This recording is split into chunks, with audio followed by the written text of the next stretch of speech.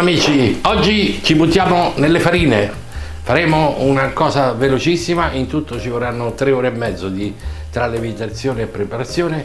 Faremo una focaccia, se avete presente quella alta, non quella genovese che è un po' più bassa, con i buchetti e basta, buonissima, morbidissima, dentro ci potete mettere, che poi che fa, mortadella, mozzarella, pomodori, qualcuno che la mette pure dentro al cappuccino. Vediamo come andrà a finire.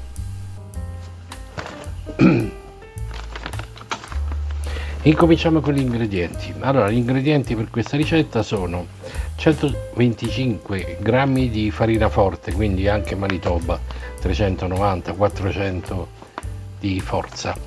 Poi abbiamo 200 grammi di farina 00, la farina normale, insomma, che trovate un po' dappertutto. Mescoliamo ambedue, ne mettiamo nella ciotola e mescoliamo tutte e due.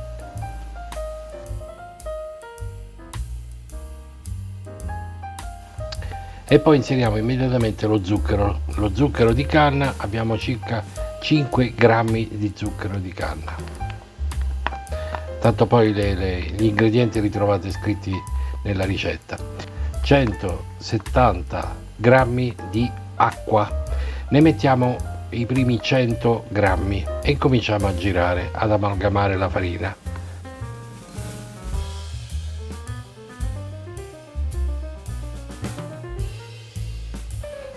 Poi inseriamo 9 grammi di lievito di birra, aggiungiamo un altro po' di acqua, piano piano, un po' per volta, in modo da far sciogliere tutto il lievito e inglobare tutta la farina.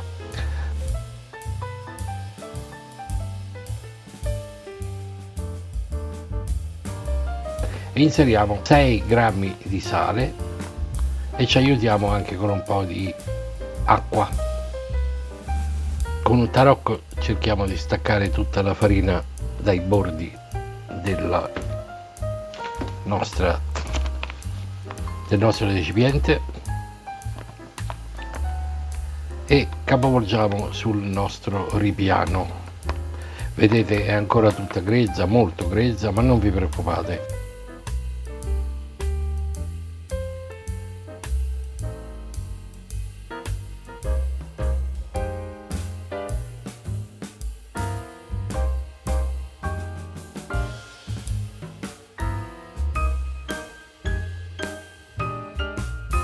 Intanto pesiamo circa 15 grammi di olio,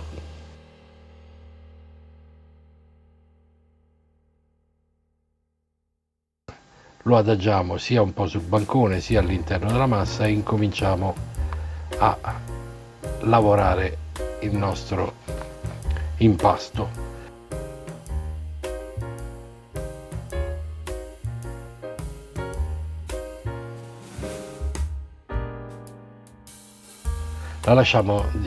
Dopo un po' la lasciamo riposare per circa 10 minuti. Dopo 10 minuti il nostro impasto sarà un po' più morbido e quindi sarà più facile lavorarlo. Incominciamo a dargli una certa forma e incominciamo a schiacciarlo dal centro all'infuori fino a dargli più o meno una forma rettangolare, che sarà quella che poi useremo all'interno della nostra teglia. Quindi lavoriamo e incominciamo a fare un po' di pieghe. Ogni tanto spolveriamo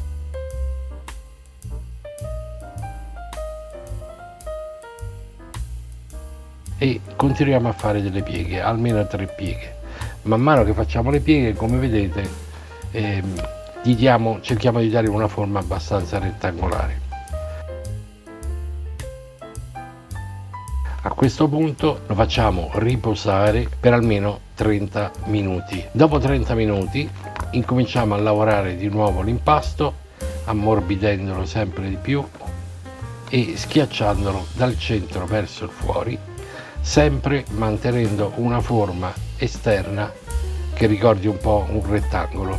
Vi ricordo, per fare un calcolo abbastanza facile di quanta pasta vi serva per riempire la teglia, basta fare base per altezza e dividerlo per circa 2,5. Vi darà gli etti di impasto che serviranno per inserirlo nella teglia.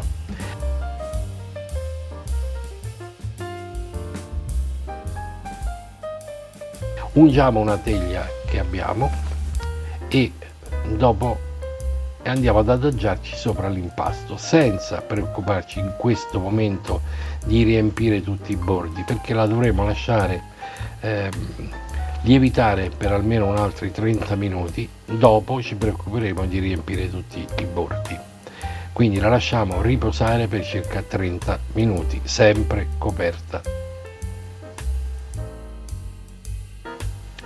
Dopo 30 minuti la pasta sarà sempre più morbida e a questo punto andiamo a riempire tutti i bordi della nostra teglia.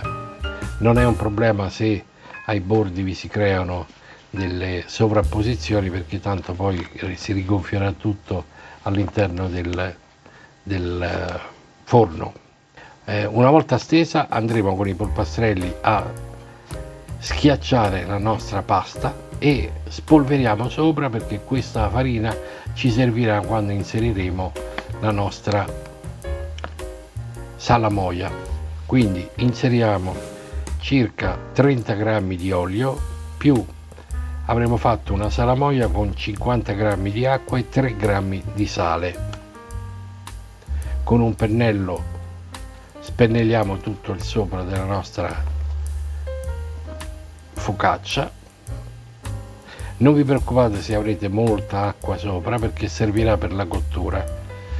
E vi ricordo che finita questa operazione lasceremo lievitare per ancora un'ora, quindi l'acqua sparirà piano piano.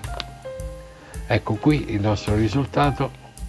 A questo punto lasciate riposare per almeno un'ora nel forno ventilato a 230 gradi per 15 minuti, non di più. Ecco qui la nostra focaccia, bellissima, morbidissima, non più di 15 minuti. La tiriamo fuori dalla nostra teglia, è venuta abbastanza alta come la volevamo e molto morbida. Che profumo, ragazzi! Adesso ne tagliamo un pezzettino.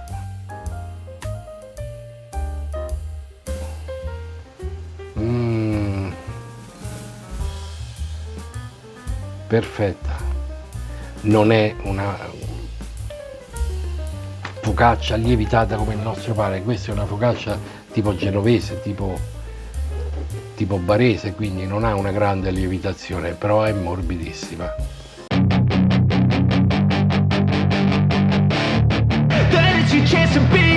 Hey kid, don't ever let them get inside your head. They'll tell you what to do in life instead of everything you know that you could get.